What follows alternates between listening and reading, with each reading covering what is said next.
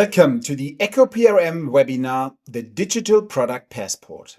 Everything you need to know about it in 2026 and above all, how a requirement can be turned into a smart advantage. Back in February 2025, we recorded the first version of this presentation and uploaded it to YouTube. Back then, only in German. A lot has happened since then, which is why we now have prepared a new version for 2026 with significantly more content, new insights, new perspectives, and lots of additional input. And obviously now also in English. This video was recorded in February 2026. The topic remains dynamic and some points are still unclear. So we invite you to stay in touch with us. Have a look at our website echoprm.com or simply subscribe to this YouTube channel. Let me introduce myself quickly. I'm Michael Trunzer, one of the founders and managing directors of ECHO PRM. What are we going to talk about today? I would like to briefly introduce you to who we are here at ECHO PRM. Then I would like to explain the background to the DPP, to the Digital Product Passport. Right after that, we will dive straight into the opportunities, benefits, and added values of the DPP. Then we will discuss the requirements, which are now coming up, and we'll talk about how the DPP will have an impact for different stakeholders. Also very important, we want to discuss transparently what we do not yet know as of today. And then we talk about the steps you could go when introducing a DPP for your products. And finally, we will discuss what the so-called DPP Service Providers are all about and how you could move on to select the right one for you. Okay, who are we? We developed the idea for ECHO PRM in February 2019 and officially founded the company in February 2021. So we have been active in this field for quite some time now. We come from a practical background, and during our time at machine manufacturers, we recognized that there was a need for a software solution for the digital interaction between product manufacturers and product users. Straight from the beginning, our solution has worked in the same way as the EU Digital Product Passport will work in the future. Unique QR codes or NFC labels on the product enable an interaction between manufacturers and users. Our customers, mostly the manufacturers or distributors of products, work in our web-based backend, where they manage and organize the passports, the codes, and of course, all content and interactions. What are manufacturers who are already working with us doing with us today? Number one, they provide their product information, currently on a voluntary basis, directly via a specific QR code on the product. This includes manuals, video tutorials, help sections, or FAQs. Second, they handle service issues with our solution. They take care of problem reports, handover protocols, maintenance, and much more.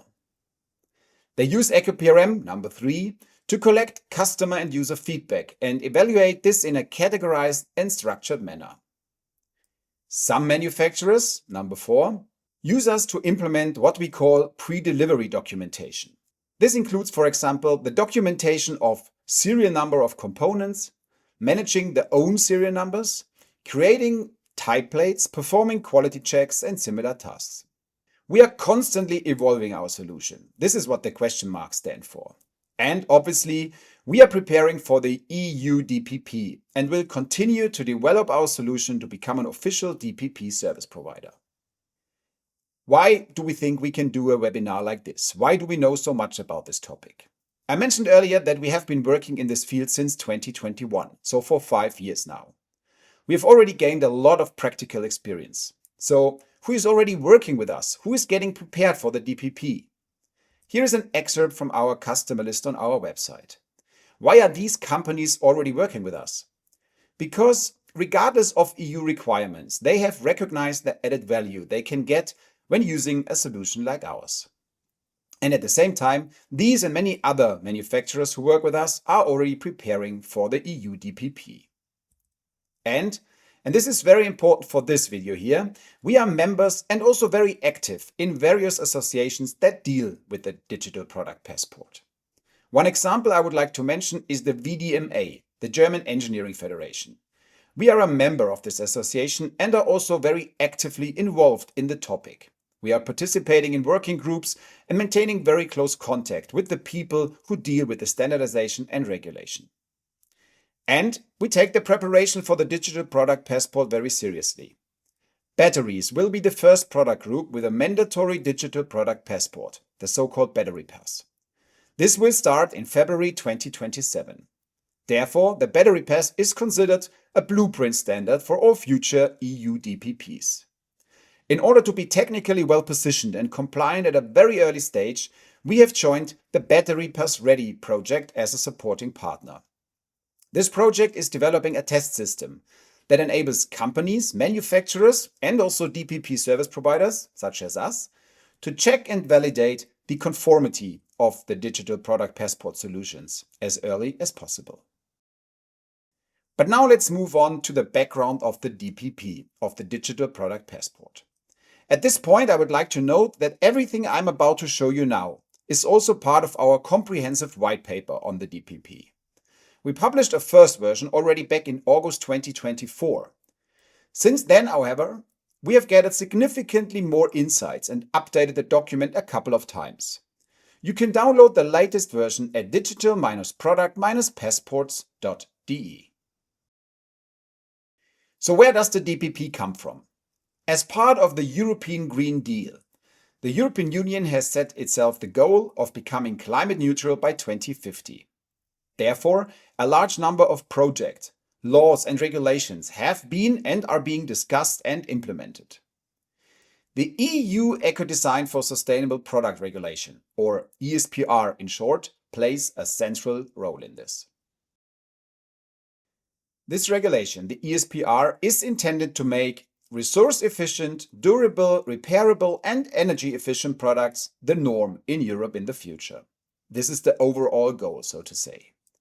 To achieve this, new requirements are being introduced. For example, for the durability, the reusability, the upgradability and the repairability of products. But also clear rules regarding energy and resource efficiency, recycled content and so on. And of course the CO2 and environmental footprint. The EU Eco-Design Regulation, the ESPR, will then apply to almost all physical products placed on the market in Europe, including parts, components and intermediate products. Only a few product groups are not part of the ESPR, such as food, medicines, living plants and animals, and various vehicles with road approval. But we will come to that point in a few minutes.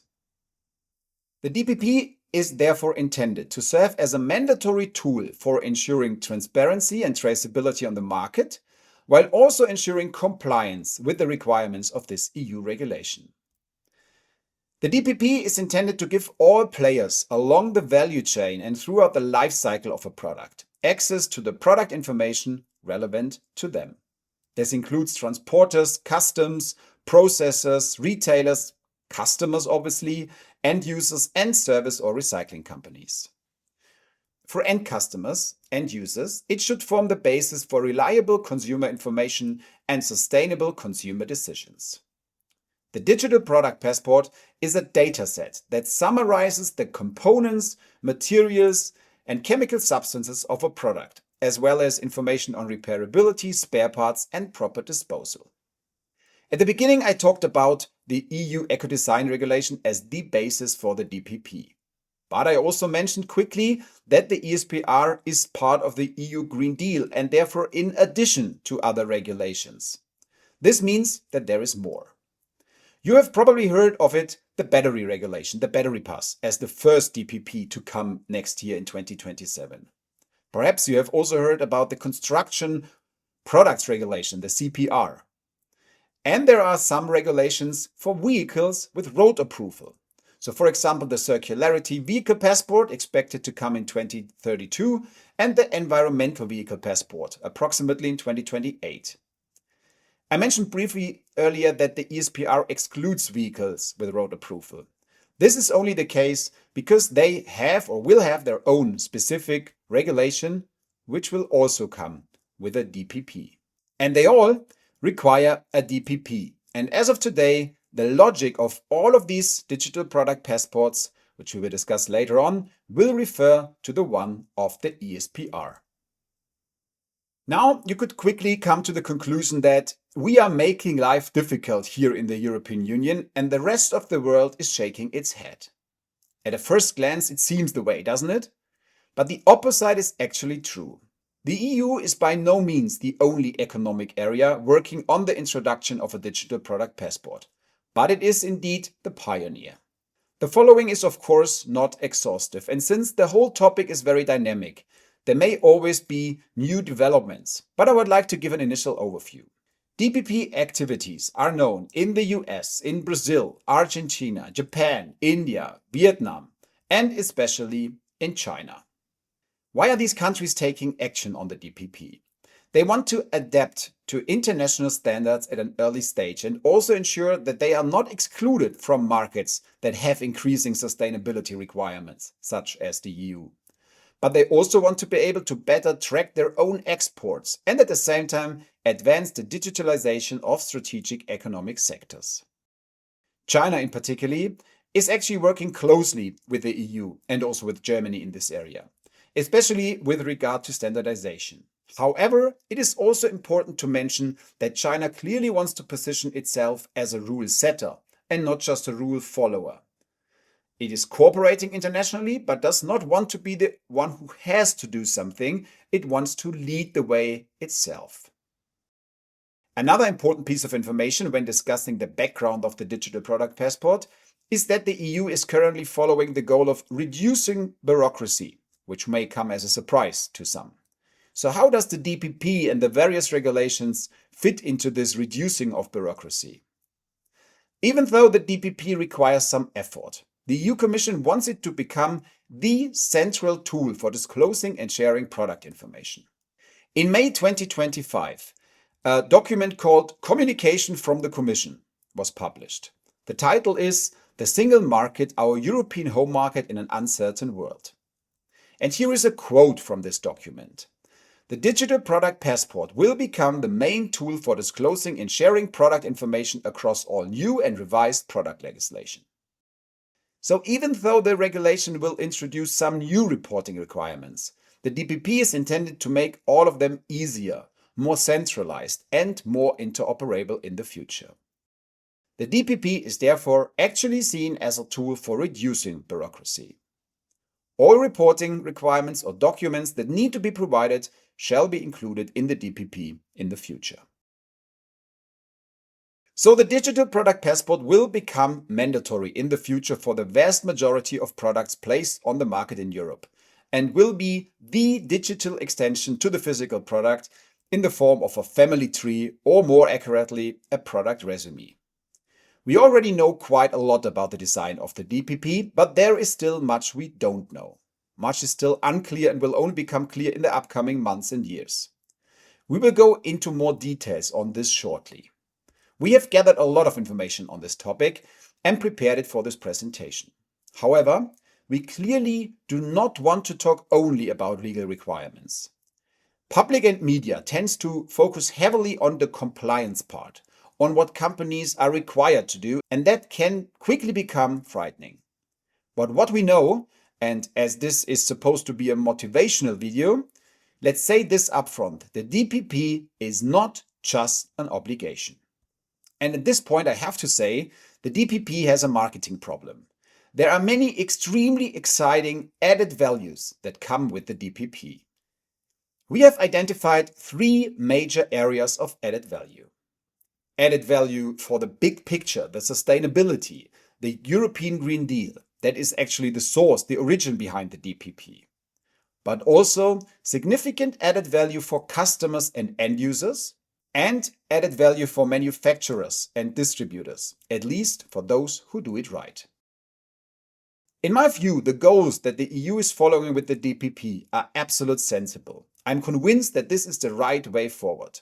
But in the public debate, there is too much talk about the regulatory topics. That's the first thing you always hear about. And I want to make the whole topic more motivating for manufacturers and users of products, and therefore for the people out there hopefully watching this video. That's why we place great emphasis on the added value for customers and above all manufacturers. But there is another dimension that is clearly on the agenda in the DPP bubble, but receives far too little attention in the public debate at the moment. In addition to the regulatory requirements, which already bring some added value, there is further added value for DPP creators, so the manufacturers, and for the DPP users, the customers, the end users, that will result from the non-regulatory requirements, or better said, the voluntary DPP content. Let's have a closer look. We start with the regulatory background to the DPP, the reason why the EU is doing this. The added value for the big picture, sustainability, the European Green Deal. What is the goal? We already mentioned it. According to the ESPR, the DPP is intended to ensure transparency and traceability in the market while ensuring compliance with the requirements of the EU regulation. So in this respect, the DPP is a reporting tool, especially for our authorities on topics such as recycling rates, substances of concern, CO2 and environmental footprint. That doesn't really add much value in the true sense of the word, right? So no further value is created here. But the DPP is intended to give access to information to all players along the value chain and the life cycle of a product. And that's where the added value comes in. If the processor of a component knows more about it, if data on the product is better available between production steps, there's a good chance that products will become more recyclable by design. And if the repair company can repair better, there's a good chance that a product will remain in circulation longer. And if the recycling company knows exactly what is in the product, there is a good chance that materials will be returned to the cycle.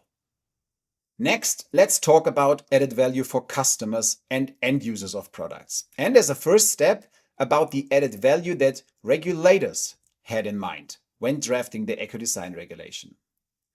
The regulation states that the DPP is expected to help customers make informed decisions by improving their access to relevant information.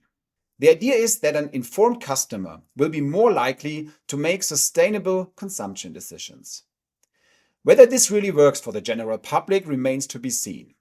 But there are a few practical examples where the DPP will really put customers in a better position thanks to the information it contains. For example, if I can see in advance in the DPP for a product that it is very easy to repair, for example, and if I have clear information about repairs and replacement parts, then that helps and will probably influence my decision. Because then it has a direct positive impact on my wallet. If, for example, I have the choice between a washing machine with very complicated repair information and one with perfectly prepared information, I would know which one to choose. And I also believe that if it becomes more transparent what is really in the product, what potentially harmful substances are in a product, then that will also trigger a more sustainable purchasing decision. Let's stay with the added value for customers and end users, but now let's talk about the non-regulated, the voluntary added value. If the product manufacturer expands the DPP in a clever and customer-oriented way, customers may find the following in a digital product passport in addition to the content required by the regulation. For example, better designed digital manuals and instructions with multimedia content. Maybe also video tutorials tailored specifically to the product the user has in front of him. Direct links to consumables, spare parts, no more long searches for the right part you need. Maybe also offers for suitable complementary products. Return information or notifications about updates. And communication channels to the manufacturer directly. The possibilities are huge, both in B2B and in B2C.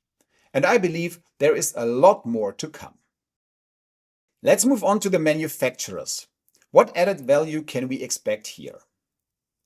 I have to say honestly that the regulation itself, the regulatory framework, does not really mention any specific added value for manufacturers or the so-called responsible economic operators, at least at first glance.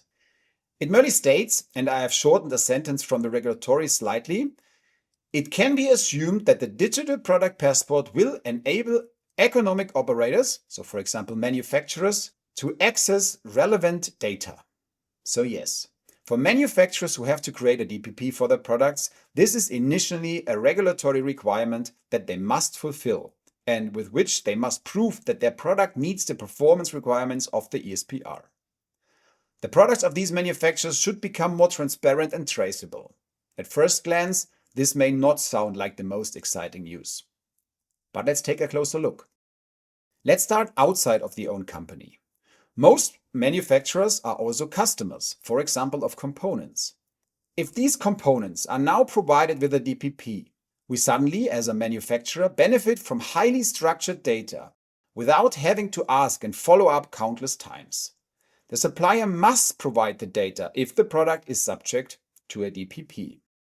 And while we are on the subject of structured data, a DPP requirement is a huge opportunity to finally sort and structure your own data.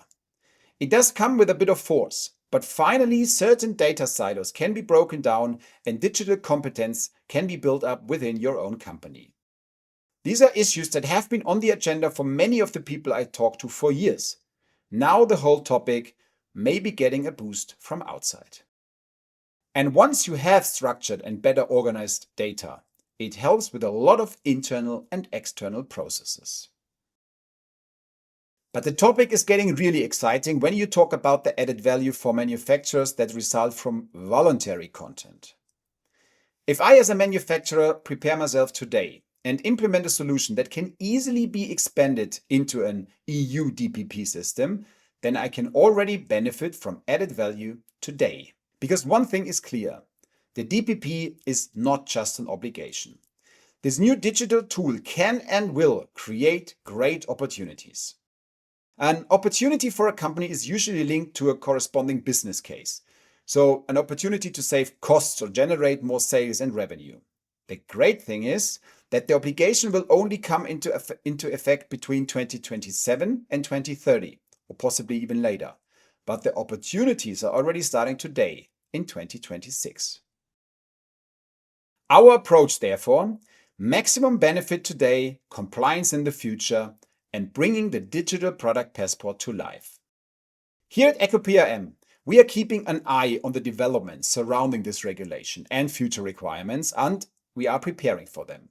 However, our focus now, at the beginning of 2026, when we recorded this video, is on the specific current added value for manufacturers and end users of products.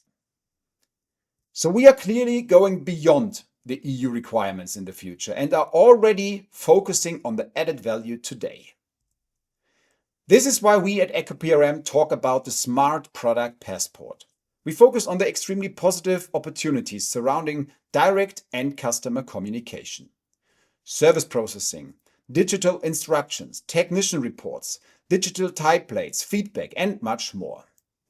I would like to give a few examples of why this smart product passport is smart and where it already offers these opportunities today. Digital instructions in the B2B sector. According to the EU machinery regulation, I can stop printing the manuals if I do it in the right way, and we can help you doing that. Customer interaction, feedback for product managers to understand what the market wants, avoiding failure developments. And service, no endless WhatsApp chat histories and so on. And at the same time, this is the perfect preparation for implementing the EU DPP requirements later on, with further technical standards that are still under discussion. I would like to show you an example to show what this smart product passport could look like today. Therefore, we have come up with a fictional manufacturer of electric motors. A QR code or NFC chip could be attached to the type plate, as shown here. Of course, the QR code could also be found on a separate label. And this QR code can now be scanned with any smartphone or tablet. I recorded this here once so that I can say a few words about it. So you scan the QR code on the physical product, and you are taken directly to the DPP, the smart DPP that is tailored precisely to this specific product. Everything we see here is of course for demonstration purposes only and can be configured completely individually depending on the manufacturer. This applies to the appearance, logos, color scheme, but especially of course to the content. And every manufacturer who works with us configures this completely by themselves. So you can see what type of product it is, the serial number, and any other information such as the production date in this case. Behind this code, you will then find, for example, the appropriate operating instructions, assembly instructions, or maintenance instructions. Always downloadable and printable in accordance with the EU machinery regulation. But depending on your requirements, video tutorials, FAQs, or similar could also be stored here, or as in this case, product data, digital type plates, CE declarations, all information relevant to the exact product that the user has in front of him. The same QR code also gives you access to more functions. For example, you could add a function to collect feedback or suggestions for improvement, or a way to contact customer service directly, report a problem, enter contact details, possibly add a photo or video, and the manufacturer's customer service team immediately knows who has reported the problem, which product is involved, and what the problem is. However, we also want to use this as an example to show you how the EU DPP could be integrated. This could be an extra button or integrated into other areas. We have simply stored this here as a table for the demo. We don't know yet exactly the display and format and structure, but in any case, the content of the EU DPP can then be displayed directly next to all other value-adding content behind the code. Now I've shown you all the positive things that can already be done today, but this video is also intended to provide deeper insights into what will become mandatory in the coming years. Where do we stand at the moment? What do we know already? And what don't we know yet? We had it right at the beginning, but now we have formulated a little bit more officially. How does the Federal Ministry for the Environment in Germany define the DPP, for example? The DPP is a fundamental component of the ESPR, the Eco Design Regulation, and it is a dataset that summarizes the components, materials, and chemical substances of a product, as well as information on repairability, spare parts, and proper disposal. What is important to the EU Commission? It should be very user-friendly, easy to access, and free of charge for the users. Of course, the data should be accurate, complete, and up to date. Access should be differentiated according to the interest group, so not everybody should see everything. And various data, depending on the product group, should be able to be stored. So it could be different from product group to product group. And, very important, the DPP should be available for the entire life cycle of the product. The regulation itself, the ESPR, the Eco Design for Sustainable Product Regulation, sets out requirements for the DPP, but does not regulate any specific details. The functioning and concept of the DPP is then specified via standards and the so-called delegated acts. The ESPR is therefore a framework regulation and initially only provides a blank shell, so to speak, in which only general requirements for all product groups are set. These general requirements also define the technical landscape of the digital product passport, the technical infrastructure which is and will continue to be relevant for other regulations, such as the battery regulation, even if these other products fall outside the scope of the ESPR. The specific requirements for individual product groups, both in terms of specific performance requirements and in terms of information requirements, and therefore the specific DPP data for each product group, are defined by the already mentioned delegated acts. This means that although the ESPR applies in principle to almost all products, it only takes effect when a corresponding delegated act has been adopted for a specific product group. Quickly repeated, the regulation itself sets out requirements for the DPP but does not regulate any specific details. A distinction must therefore be made between the DPP system and the DPP data. In simple terms, the DPP system can be described as the standardized and interoperable backpack for the data. This involves standards and protocols for the IT infrastructure of the DPP. In simple terms, the DPP data is the flexible content of the backpack. So, for example, the exact definition of the data for specific product groups. Let's take a closer look at the DPP system first. The DPP system will then regulate topics such as access management, interoperability, data formats, and so on. And for this DPP system, the EU Commission has issued a so-called standardization request to the organization Zenelec, and more specifically to the JTC24 digital product passports.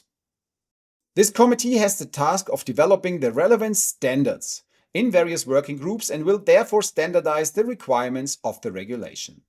As a result, we will receive harmonized EU-wide standards for the DPP system. The original deadline for this was December 31st, 2025, but this was not met. It is currently assumed that the standards will be published at the end of Q1 2026 or actually in early summer. This is not 100% clear at the moment.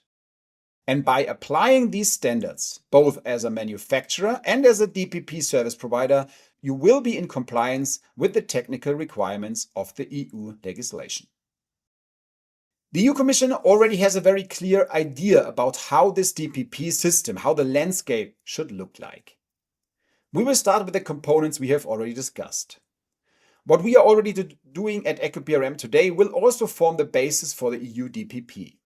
A physical product that has a QR code or NFC chip on it. The DPP will be product-centric. The interaction at the end user side begins with scanning the QR code and the underlying product ID or URL. This takes the user to the DPP on the mobile device. The data behind the code, so the data you will receive after scanning the code, comes from the so-called responsible economic operator, mostly the manufacturer. To do this, they either operate their own service or a cloud, or they outsource this task to a third-party digital product passport service provider, the DPP as a service provider. Up to this point, we at ECHO PRM have already implemented the technical basis and expanded everything to a high degree of functionality. But what comes on top of that, and this is actually the responsibility of the EU, are two planned services, the DPP registry and the DPP web portal. The registry. In this, the manufacturer or responsible operator must register the DPP centrally so that customs or other supervising authorities can access the basic data. And the DPP web portal will allow interested parties to access relevant data even if they are not physically standing in front of the product. The plan is that this web portal will then take users back to the decentralized servers of the manufacturers or the DPP service providers. The idea is that, for example, when buying a vacuum cleaner, you can consider whether to spend 20% more on a product that can be repaired more easily than another, cheaper product that shows not the best DPP data information. The technical requirements for the software on the decentralized servers, as well as the interfaces and standards for the QR codes on the products, will be clarified through the standardization process I just explained. The registry is to be provided by the EU in mid-2026, but there are actually already doubts if this will be ready in time. The same applies to the web portal, which will be probably coming later. I have not mentioned the planned backup system here, but to explain this briefly, regardless of whether you host the DPP yourself as a manufacturer or if you use a DPP service partner, there should be a third additional backup system. However, nothing is really known about this topic yet. So, you know how the DPP system, the technical infrastructure, is designed and planned. It is important to mention again that as of February 2026, we do not yet have any certainty because the standardization process will not be complete until early summer. But we at ECHO PRM are having a close look on the developments of this part. Next, let's turn our attention to the so-called DPP data. Or in other words, the flexible content of the backpack. This involves the precise definition of data for specific product groups. Such data can include, for example, information about the manufacturer, the material, carbon footprint, and this may overlap or vary depending on the product groups. These requirements, depending on the product group, are defined by the already mentioned delegated acts or even in separate regulations. It is also important to mention that these delegated acts will then also determine who should be able to see which data. I had explained the topic of access management already in the DPP system. It must be ensured that, for example, a market competitor does not see all the data, but only the data that an end customer should also see. And the first product groups have already been defined in April 2025. We briefly touched on the concept of delegated acts earlier. Such a delegated act regulates the specific requirements for the respective product groups, both in terms of specific performance requirements, but also as well regarding information requirements, and therefore the specific DPP data for each product group.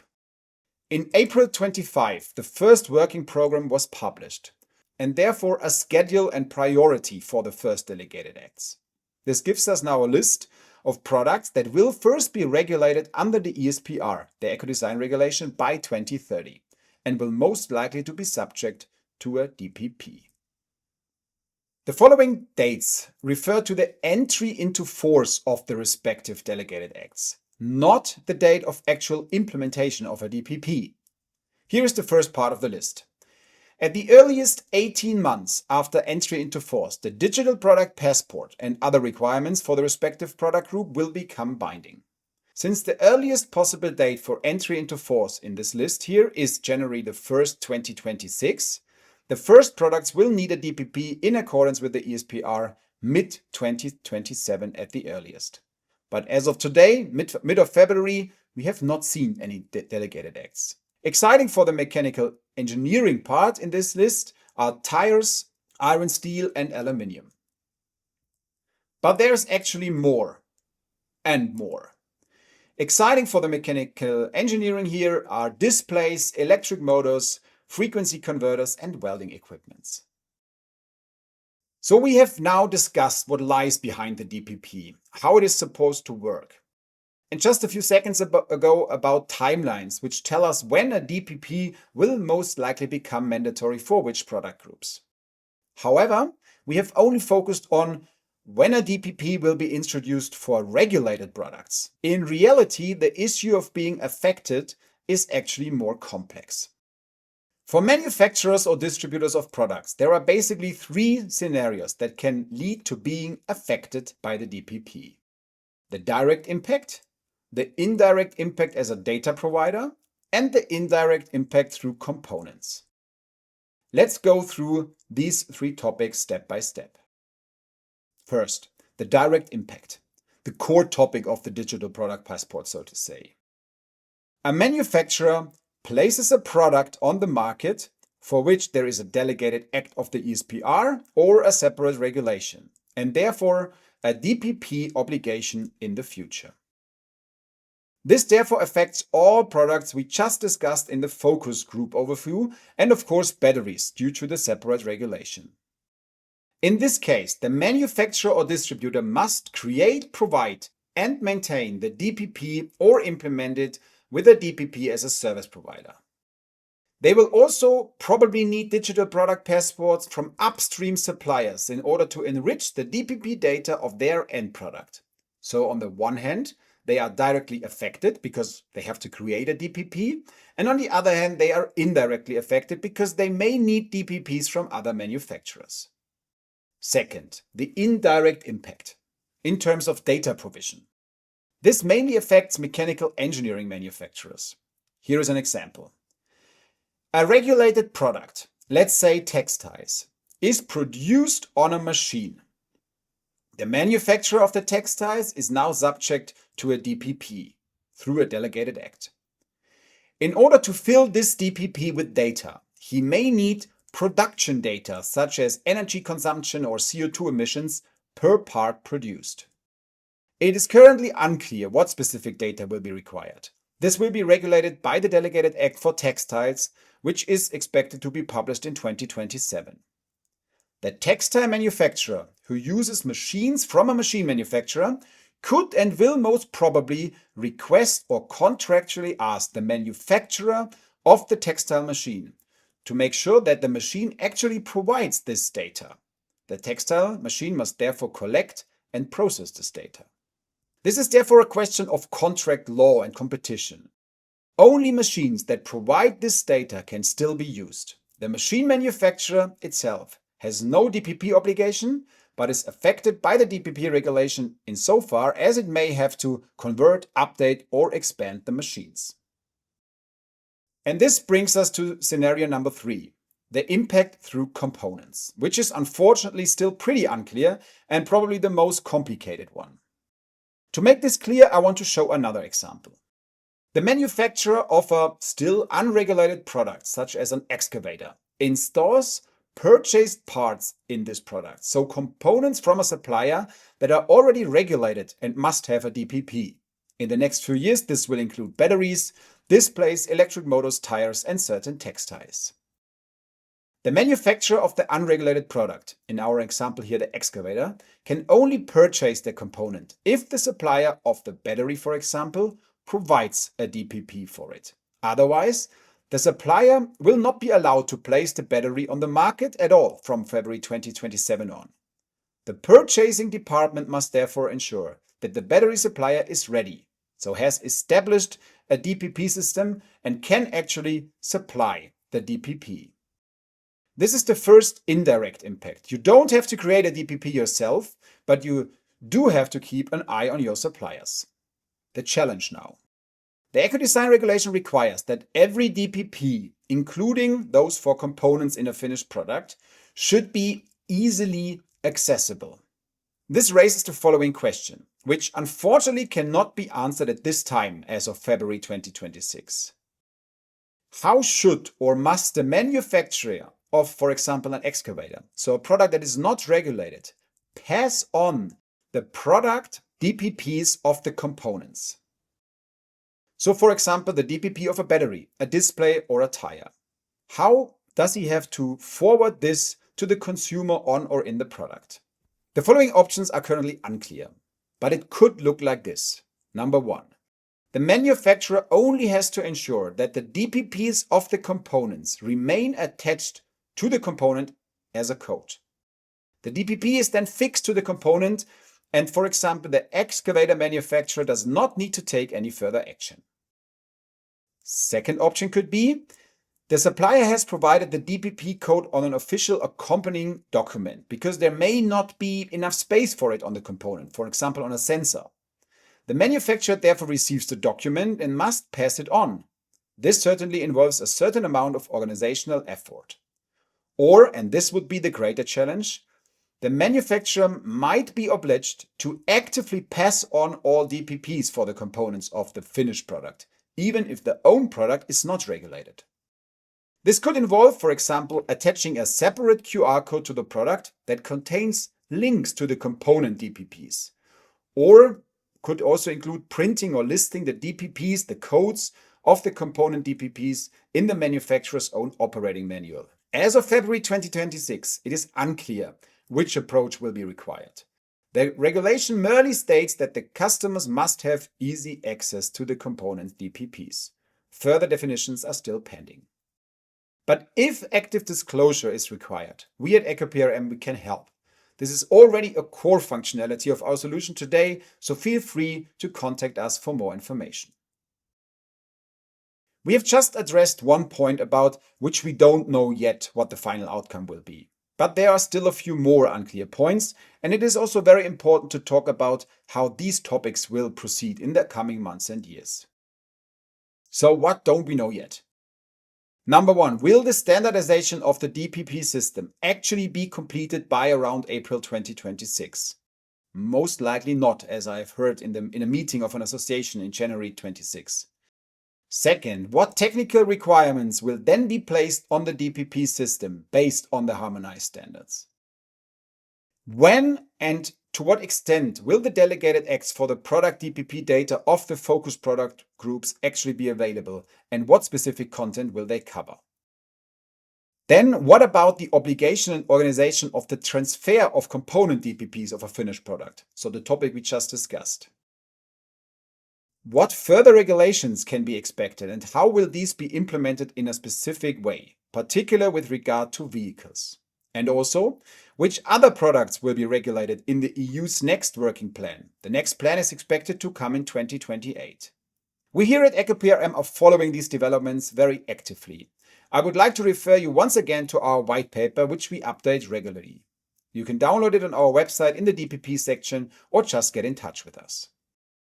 Okay, so some things are clear, some things are unclear. I would now like to give an overview of the timeline. Where are we now? as of 2026, and how will the journey continue? In June 24, the ESPR was published. In April 25, the first focus product groups we talked about earlier were also published.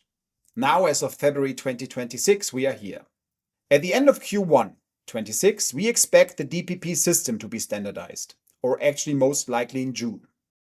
Realistically, we at ECHO PRM will have implemented the requirements by the end of summer 2026, and then want to be technically EU DPP compliant.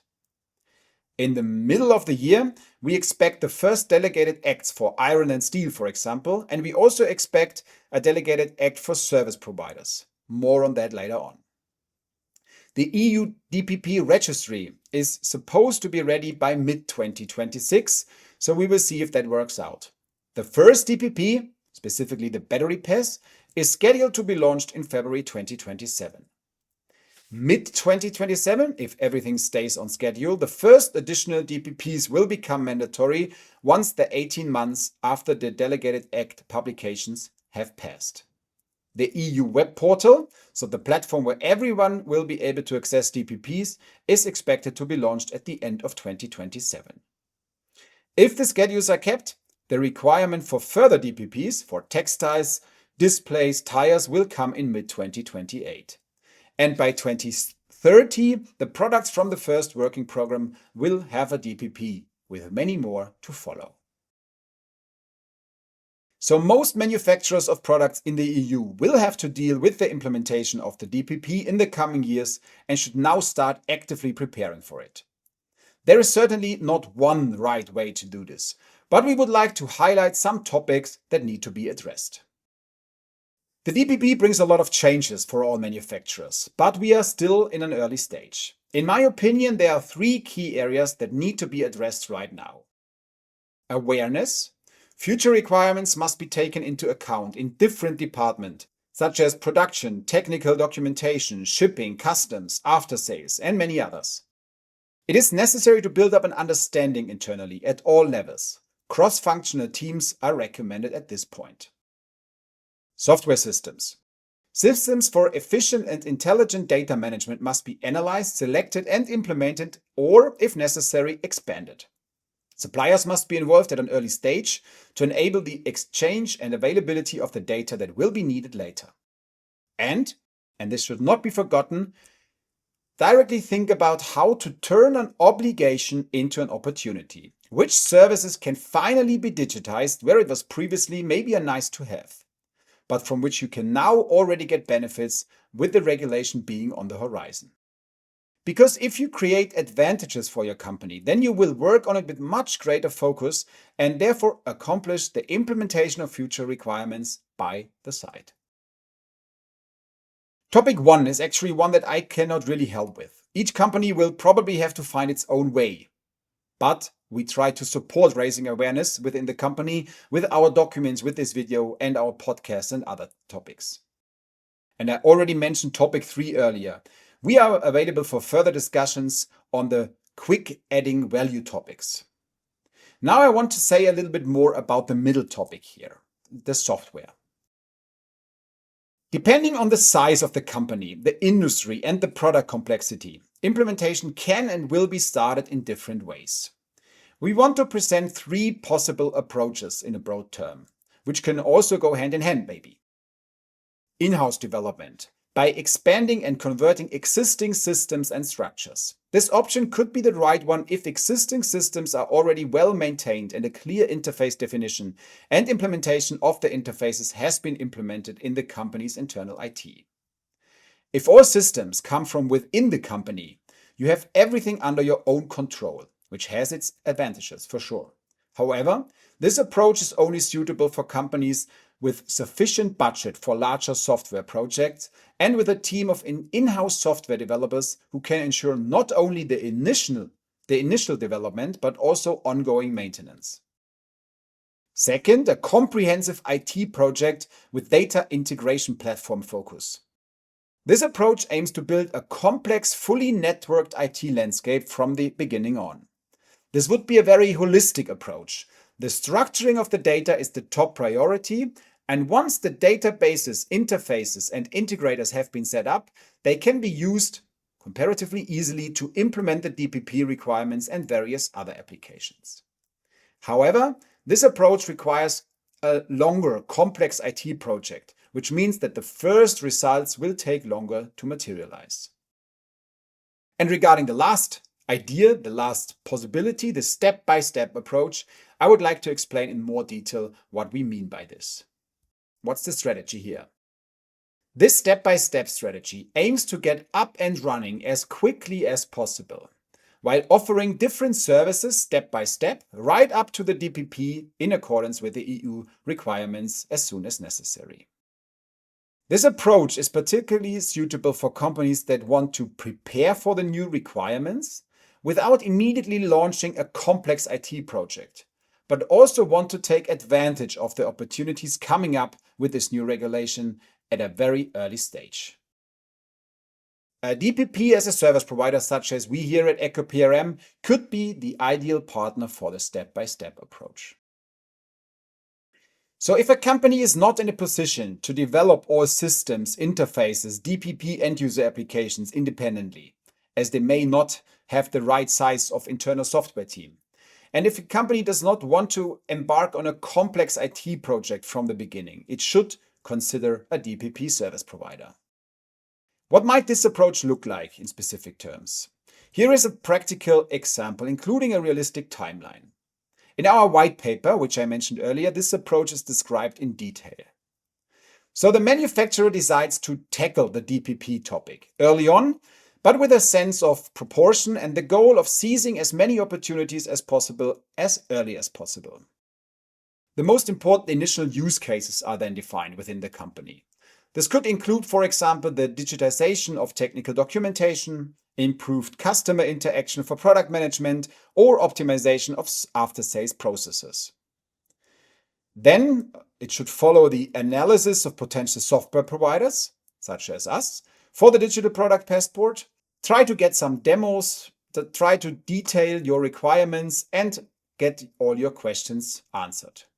Then the decision to introduce a software solution is taken, for example, us here at ECHO PRM. Up to this point, it naturally depends on the company how long it takes to make the decision, performing the analysis and so on. We have seen everything in this regard, from a few weeks up to years. However, it is definitely important not to lose too much time here right now. Once you have decided on a software provider, such as us here at ECHO PRM, things usually move very quickly. We have been doing this for 5 years now, longer than the regulation has been in place. And we have a fully functional system, which is already used by many manufacturers. We have a backend in which the manufacturer works that makes managing and generating codes and DPPs very easy. Operation is simple. Anyone who can use simple digital tools such as PowerPoint or Excel can also use ECHO PRM. So what are the steps? The first step is the definition of the initial content, such as operating instructions, videos, and so on. Then we will do a training and we will go live. This only takes a few weeks to get started, usually less than a month. Then the rollout of the solution on the market follows, which specifically means the QR codes or NFC labels are attached to every product from this point on. The new service is actively promoted via social media, the sales team, and customer service. From this point on, content, additional services, and updates can be integrated into the digital product passport completely flexible and very quickly. The system grows dynamically and modular over time. This process usually only takes a few weeks. And then you are perfectly positioned for 2026. Enjoy many advantages and you have taken the first steps towards the EU DPP. But as we have a system that can grow and is dynamic, we are also prepared for interfaces. Once the requirements for the DPP systems and the delegated acts for the company's products have been established, the EU DPP requirements can then be implemented. Depending on the company and product structure, this step on the path to the EU DPP compliance will look very different. But for example, if the company's IT systems are manageable and not too complex, if the sources for the DPP can be connected directly to the DPP as a service provider via an API interface. This is comparatively easy. If the product range is complex and broad, and if, for example, very high quantities are produced, and if the company has a large number of different IT systems, a data integration platform, as mentioned earlier, could be integrated at this point. If the data integration platform topic is necessary, ECHO PRM will be able to provide appropriate interfaces to these systems. We are already in active communication with such providers and agencies. A DPP as a service provider will then also ensure that the appropriate interfaces to the planned central EU services are available, which we also discussed earlier on. In summary, ECHO PRM will take care of the regulatory aspects, the interfaces, and ensuring that the data is stored correctly for the DPP. So ECHO PRM can be seen as a modular content hub for the DPP and additional services. However, these issues will not arise until mid-2026, depending on the product group, even much later. While I just talked about the topic of implementing the DPP, I mentioned the possible approach with a DPP service provider. So I guess we should take a closer look on this topic as well. Who are or will these software providers be? Let's start officially. Article 2 of the ECHO Design Regulation states the following. Digital Product Passport Service Providers means a natural or legal person that is independent third party authorized by the economic operator which places the product on the market or puts it into service and that processes the digital product passport data for that product for the purpose of making such data available to economic operators and other relevant actors with the right to access those data under this regulation or other union law. Just kidding. This isn't a law lecture here. What is a DPP service provider in simple terms? It is a software provider who, on behalf of the manufacturer of a product subject to a EU DPP, provides the DPP system, manages and structures the product passport data, and makes it available to end users or other recipients via QR codes or NFC applications. We at ECHO PRM plan to become one. Even if a current internet search suggests otherwise, not every software provider can simply stand up and say, I'm a DPP service provider for the EU DPP. Article 11 of the ECHO Design Regulation gives the Commission the power to adopt delegated acts to lay down requirements for digital product passport service providers. The EU Commission has been working on this since 2024. Here are some screenshots from the relevant information pages of the European Commission. Following a call for evidence at the end of 2024, a public consultation was held in the summer of 2025. Followed by various studies in Q3 and Q4 25. Now a corresponding legal act will be drafted and final adoption is planned for the end of 2026. From this point on, DPP as a service providers, such as we here at ECHO PRM, will be able to specifically adopt the regulatory requirements. But it is not only the legal act that is missing at the moment, as I mentioned earlier. Standardization for the DPP system does not yet exist. And as of February 2026, no one knows exactly how the DPP has to be implemented. So therefore, there is no EU DPP compliance system available at the moment. No software provider on the market, including us here at ECHO PRM, can currently claim this. But we hope that this will change later this year. However, what is already available today are modular software solutions that closely follow the planned standards. In other words, software providers such as we here at ECHO PRM that are closely following the standardization and development process, and we will continue to develop the solutions to ensure EU compliance as soon as possible. And this is what's really exciting, solutions that already offer added value today, even if a EU DPP for certain product groups is not yet in sight. I explained these opportunities at the beginning of my presentation and introduced our ECHO PRM Smart Product Passport concept. I don't want to repeat that here. The role of such a DPP service provider will of course vary depending on the company's size, industry and product groups. Some tasks will be taken on by the provider in any case, while others will have to be decided on a very individual basis. In general, however, the role of a DPP service provider can be described as a modular content hub that brings data from other systems or manual sources into the DPP via API, import, or even manually in specific cases, in which the individual DPPs are created and managed according to the granularity and based on the defined and harmonized EU standards. The DPPs are then played out via this system with the help of QR codes or NFCs directly to the customers and connected to the EU DPP registry, which the EU intends to make available by the end of 2026. And the data from the DPP Service Provider system can then, of course, also be used for other applications. In addition, voluntary content such as video tutorials, service channels, etc. can and will also be managed in this modular content hub. That is the concept behind the Smart Product Passport of ECHO PRM. So we have now discussed what a DPP service provider will need to be able to do in the future and how a partner like us can already help you today. However, I believe there is another topic in this context that we should have a look at separately. And this is selecting the right DPP service provider for your specific company. And here I show you the overview, which we discussed a few minutes ago, while talking about the implementation.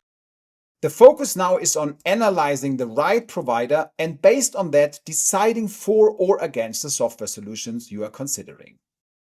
For manufacturers who are fundamentally interested in the path to the DPP with such a partner and the many added values that a solution like this can bring, this can quickly become complicated. That's why, at the end of this video, we want to talk about the decision-making criteria that should be considered when analyzing and selecting the right DPP software partner. The following list is by no means exhaustive, and different weighings are likely to be relevant depending on the manufacturer. However, based on our more than 5 years of experience with many customer projects, I believe we have a pretty good idea of what is relevant. Therefore, what are the relevant decision criteria from our point of view? The first point, obviously, the knowledge of the EU DPP. A few years ago, this was not yet relevant, but in my opinion, it is now a very important criteria, especially with the upcoming regulatory requirements. A potential software partner should have a good knowledge about the regulation. What is coming? What are the timelines? What is still unclear? And they should also be transparent and honest about EU compliance. So if someone claims today, as of February 2026, that they are EU DPP compliant, that can simply not be true. Points to look at: is the provider a member of, for example, the Surpass 2 project, active in associations such as the VDMA, maybe a member of the Battery Pass Ready project, and does the provider offer good and technically sound information documents on the DPP? The second point, also relevant from a regulatory perspective, is the knowledge of digital operating instructions within the framework of the machinery regulation. As a first step on the way to the EU DPP, manufacturers of B2B machines have been able to implement digital operating instructions since 2024. However, there are a few things to consider. Is the supplier aware of these topics? Can they comment on it? Do they also provide information documents on this topic? Do they have answers to questions, such as the required format, the permanent function of the codes, and so on? Number 3, which is relevant for both the DPP and the digital manuals, is the usability over many years and an exit strategy. The machinery regulation, for example, requires at least 10 years of availability for digital manuals, and this is similar for the DPP. How does the service provider deal with this issue? Can they provide a well-founded answer? And also very important in my view, do they offer a sensible exit strategy if you want to change providers? Can data, structures, and assignments of DPP or QR code URLs be exported? Can they be white labeled? In my opinion, these points are the basis for even considering the provider further. Because if regulatory issues are not taken into account, you run the risk of having to make another change at the point in time when the DPP comes mandatory. And by then you will probably have other tasks to deal with.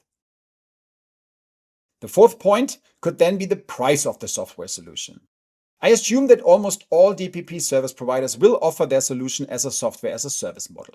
Quite simply because it is necessary to be able to react dynamically. If EU requirements change, they must be implemented, and new requirements will come from manufacturers and the end customers as well. And these must also be incorporated into the system in a timely manner. So we are talking about an ongoing annual costs, plus maybe initial setup costs. What could and where should you pay attention to? Is the pricing model transparent and scalable? Do you only pay for what you actually use? And how many features are included in the price? How does the provider respond to special requests? And how flexible is it to add further functions in the future and at what price? And therefore, am I comparing apples with apples or apples with oranges? And since I just mentioned the famous apples and oranges, I would like to go into more details about the functions of the solution. Point 5. How flexible am I as a manufacturer in terms of content and the presentation or design of the web app? Do I have rigidly defined grids or am I flexible? Every company has different priorities when it comes to optional topics. Can these be implemented within the solution? Simple topics such as, can you use your own design, your logo, your colors? But also more complex ones such as, can I freely configure the structure of the web app? How good looking can I make it? The page, the app, the web app behind the QR code is also a flagship to the customer and should meet similar requirements as the own website. In my opinion, this also includes the multilingual capability, and therefore point number 6. Can I store different languages and structure the content for these languages in a good way? Is the correct language automatically displayed to the end customer, so the people who open the code? What about translation features? Point number 7. To demonstrate this flexibility, what is the technical situation at the provider? Which data format can be processed? PDF, HTML, XML, CSV, Excel, zip. Where are the limitations? Does the provider offer interfaces, both simple ones, such as imports from CSV or Excel, email functions, and especially important for the future, does the provider offer REST APIs? But also important, can I customize the URL behind the code? Are there white label domains? This is an important point for the longevity of the codes or passes on the products. And then also, can I further customize the solution if necessary? Can my own code be processed? For example, for the integration of iframes.